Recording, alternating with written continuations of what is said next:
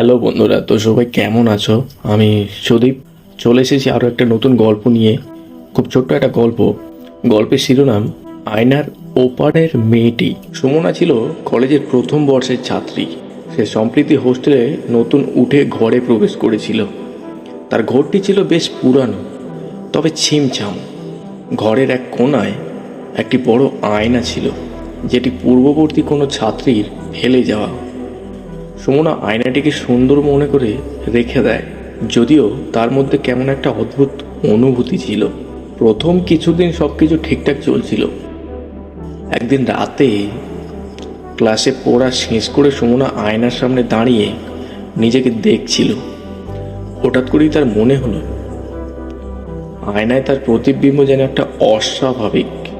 সে ভালো করে লক্ষ্য করলো তার প্রতিবিম্বটা তাকে মৃদু হাসি দিচ্ছে। সুমনা প্রথমে এটিকে চোখের ভুল বলে উপেক্ষা করলো, কিন্তু প্রতিদিনই সেই হাসিটা আরো স্পষ্ট হতে লাগলো। এরপর থেকেই অদ্ভুত কিছু ঘটনা ঘটতে শুরু করলো। রাতের বেলা সুমনা শুনতে পেত যেন তার ঘরের ভিতর কেউ হাঁটছে।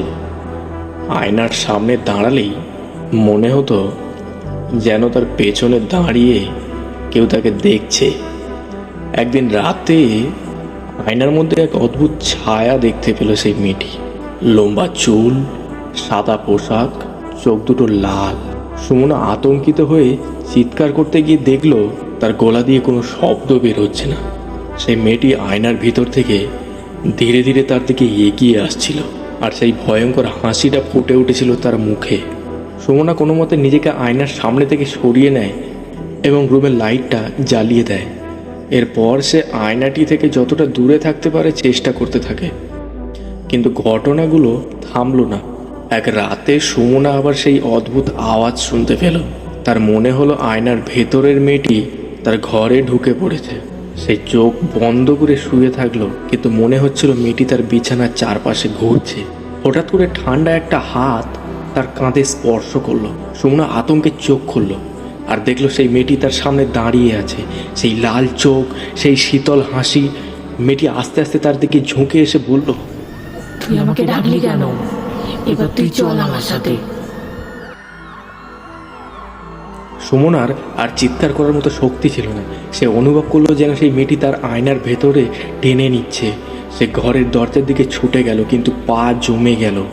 সে পেছনে ফিরে আয়নার দিকে তাকালো আর দেখলো মেয়েটি এখন তার আয়নার ভেতরে নেই, বরং তার পেছনে দাঁড়িয়ে আছে।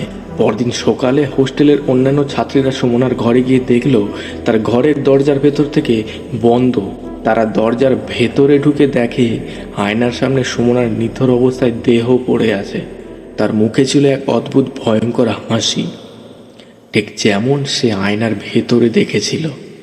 সুমনার মর্মান্তিক মৃত্যু হোস্টেলের সবার মধ্যে ভীতির সঞ্চার করেছিল। কেউ বুঝতে পারছিল না কিভাবে এত অদ্ভুতভাবে সে মারা গেল। সুমনার রুমের দরজা বন্ধ ছিল, আর তার মুখের ভয়ঙ্কর হাসিটি সকলকে শিহরিত করেছিল। হোস্টেল কর্তৃপক্ষ পুলিশকে ডাকে, কিন্তু পুলিশও এই ঘটনার কোনো ব্যাখ্যা দিতে পারেনি। সুমনার ঘরে সেই আয়নাটিকে ঘিরে এক অদ্ভুত গুঞ্জন শুরু হয়ে যায়। হোস্টেলের অন্য ছাত্রীরা বলতে শুরু করে যে আয়নাটি অভিশপ্ত। অনেকেই দাবি করে তারা মাঝরাতে সেই আয়নার সামনে অদ্ভুত ছায়ামূর্তি দেখেছে।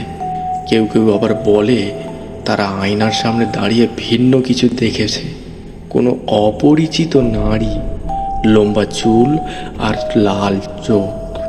হোস্টেল কর্তৃপক্ষ আয়নাটি সরিয়ে ফেলার সিদ্ধান্ত নেয়, কিন্তু তারা যখন আয়নাটি সরানোর চেষ্টা করে তখন ওই ভয়ঙ্কর কিছু ঘটে।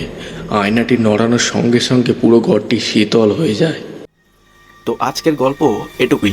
আমি ছিলাম আপনাদের সাথে সুদীপ। অবশ্যই আমার চ্যানেলটি সাবস্ক্রাইব করবেন, লাইক শেয়ার ফলো করবেন। যদি ফেসবুকে দেখে থাকেন অবশ্যই জানাবেন ভিডিওটি কেমন হয়েছে। আর যদি আপনাদের জীবনে এমন কোনো ঘটনা ঘটে থাকে তাহলে সেটা অবশ্যই আমাকে মেসেজ করবেন, আমি সেটা তুলে ধরার চেষ্টা করব। ধন্যবাদ সবাইকে, ভালো থাকবেন।